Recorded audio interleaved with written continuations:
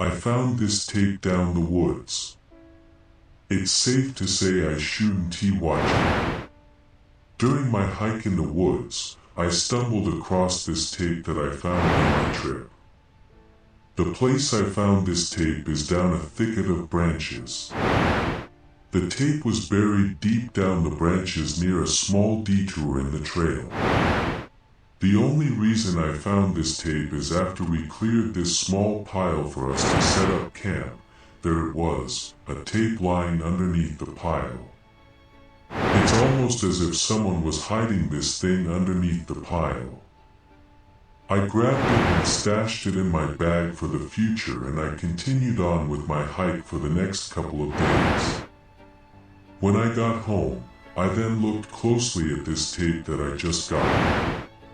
The tape is a VHS tape with a paper note titled "For Mom." The only notable thing about the tape is that its shell is somewhat damaged, probably due to the thing being piled underneath the branches and leaves, or it was probably dropped on the ground. Seeing this, my curiosity piqued as I wanted to know what was in that tape. I decided to buy a tape recorder, the cheapest one I can possibly find. I scoured the internet for an old tape recorder, and I found an absolutely cheap one for only $5. Its owner, a young man living in a modest house doing a garage sale. He told me that he decided to sell off some of his father's belongings as he doesn't need any of it anymore, and he is willing to get rid of it for an absolutely cheap price. I bought it, plugged it in my TV, and finally, I placed the tape inside the recorder and played it.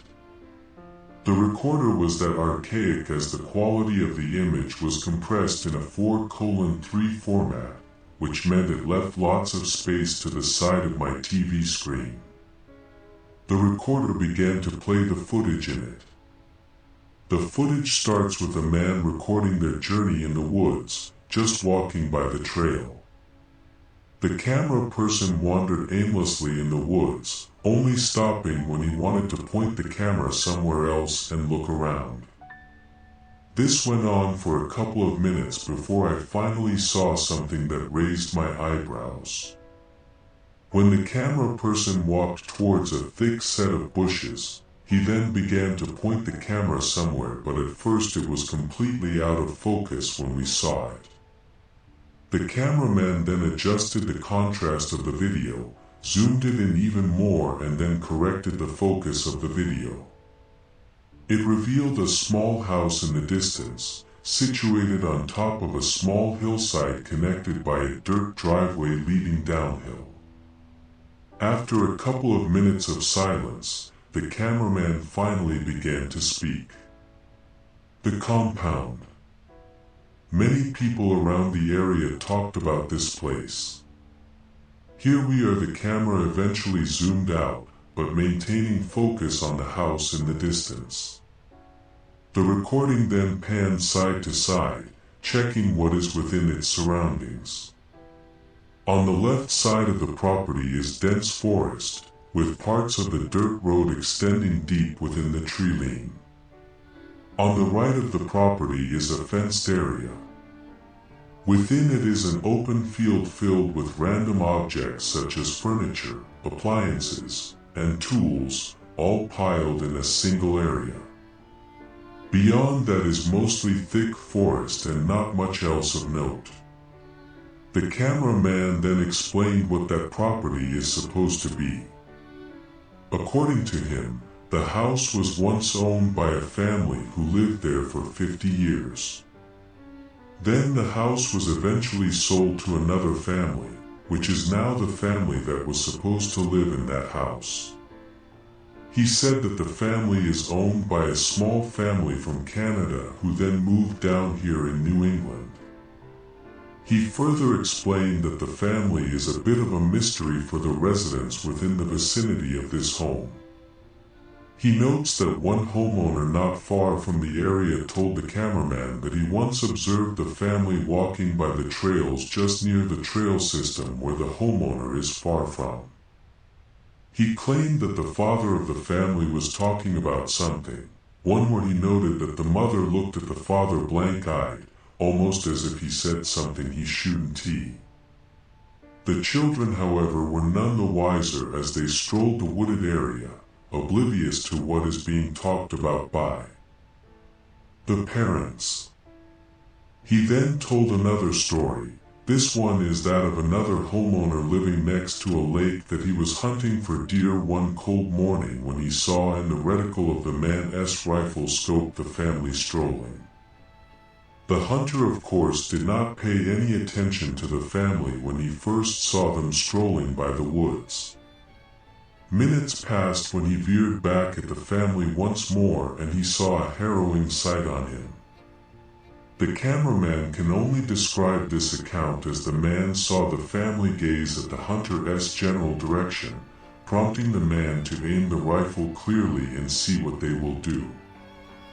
The accounts, of course, aren't really out of the ordinary, contrary to what the cameraman has to say about this matter. That changed for the worse when he began detailing the third account of this family. He then retold the account of a hiker who was walking through the wooded area nearby. During the evening when he was about to set camp, the hiker heard a noise, prompting him to look around and locate the source of the noise. The hiker only saw nothing but the forest around him. The hiker then set up his tent for the night and finally rested. That was until he saw a silhouette of a person standing directly outside his tent, alarming the hiker. Before he even unzipped the tent, the figures disappeared, but not before hearing noises from a distance, moving away from the tent. The hiker's story doesn't sound unrelated at first, but the cameraman argued that this is the family in question who decided to approach the tent and investigate. He claimed in his own recording that the family wanted something to anyone who is in the proximity of their property, and that they will do something about it if there was any issue. Sounds like someone telling a random person to leave the property if you ask me, but what do I know? The cameraman then began to make a move towards the property and walked towards the house itself. He descended down the slope facing the property and began to sneakily bolted towards the nearby bushes. There, he hid underneath the bushes, and once he felt secured in his hiding spot, he continued to talk honestly. I thought about it for a while. When I heard about the gossip about this property, my conclusion was that there was a family of doomsday preppers making it known that they are going to hide and they will do it against the will of the world. Now looking closely at it, no, it's something much more than meets the eye.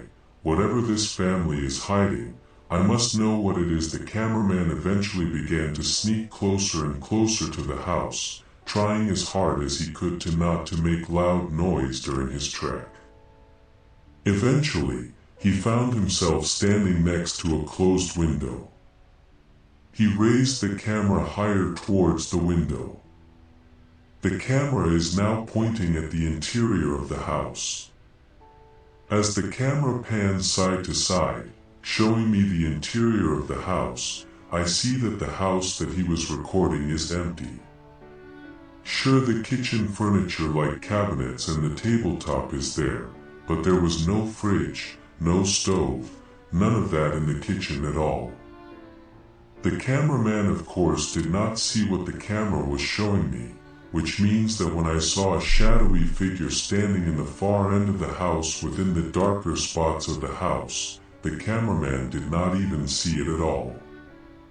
The camera eventually pointed back outside, first to the ground and eventually the legs of the cameraman. Okay, this is the house of the family. I'm going to see what's in there first before I get in. The cameraman then stood up and peeked through the window. As expected, the cameraman was confused at the sight I saw prior when I heard him mutter, "Where the hell is the furniture of this place?" He then gets an even clearer view of the interior. Strange, there is nothing inside this place, he muttered, barely audible within the tape itself. The cameraman eventually,